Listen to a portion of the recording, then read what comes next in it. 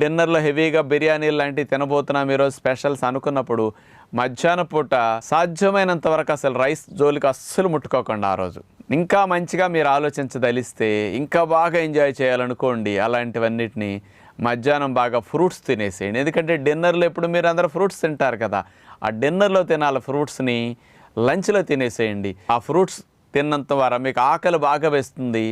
మంచి ఎంత డిమాండ్ ఉంటుందంటే శరీరం ఇంకెప్పుడు పెడతాడు అనిపిస్తుంది అనమాట. అలా కోరినప్పుడు మీరు ఎప్పుడు కూడా తినాలన్నమాట. అసలు రోజు అంత ఆకలి వేయకుండా తిన్నప్పుడు బిర్యానీకిను ఇంత మధ్యాహ్న పూట లంచ్లో పళ్ళు తినేసి డిన్నర్లో వెరైటీలన్నీ కర్రీస్ లాంటివి కాస్త ఇట్లాంటివన్నీ పెట్టుకుని పన్నీర్లో వెరైటీలన్నీ ఇట్లాంటివి పెట్టుకుని బిర్యానీలు తింటుంటే మీరు క్వాంటిటీ ఎక్కువ తినగలుగుతారు. ఇంకా చాలా మీ టేస్ట్ అనేది మీరు అనుభూతిని ఎంజాయ్ చేయటం అనేది పొందటం అనేది మామూలు కంటే